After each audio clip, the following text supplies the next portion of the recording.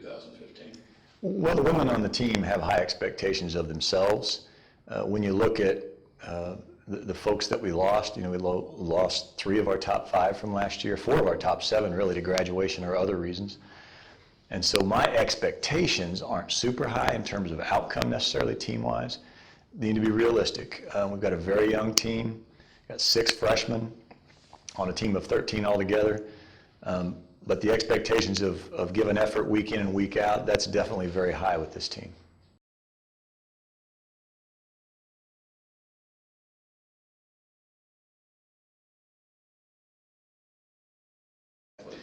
Well, Hannah, first of all, is just an outstanding person.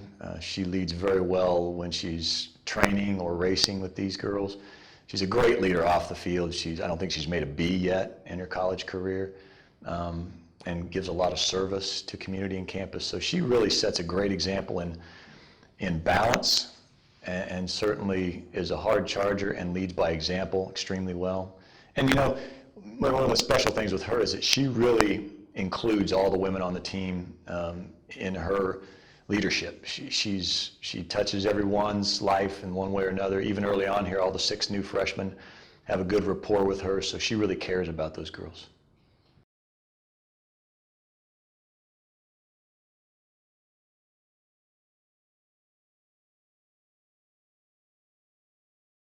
Well, to varying levels. We've had some injury situations with a couple of them.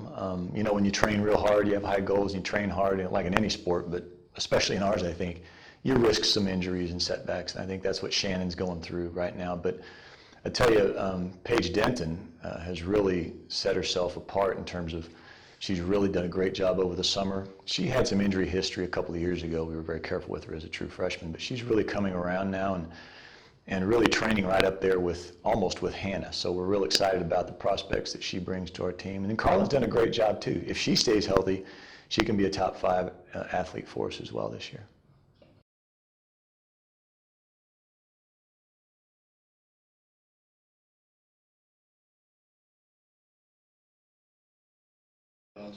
Well, they all came in pretty well prepared.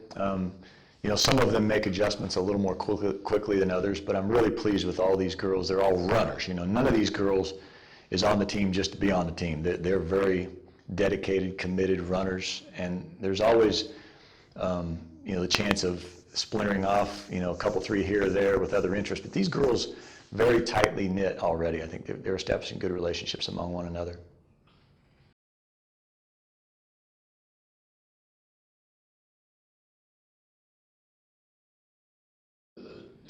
Well, the depth of the conference in cross country, women's cross country, I think is very good. I think there are really probably 7 schools or 8 schools really out of the 11 that sponsor cross country that are really solid and in any given year could challenge for a title. I think particularly this year coming up, Missouri Southern is always a contender, and they've won as much as anyone has probably. I think sneaking in kind of under the radar a little bit might be Fort Hays State. They finished right behind us last year, so they were 4th, but they returned virtually all of their kids who were very young last year, and I know that they had a very good recruiting class. So Fort Hays State, Southwest Baptist was a champion just a couple of years ago, and they'll be contenders as well. So there's a good field at the top 2 that'll be vying for a championship.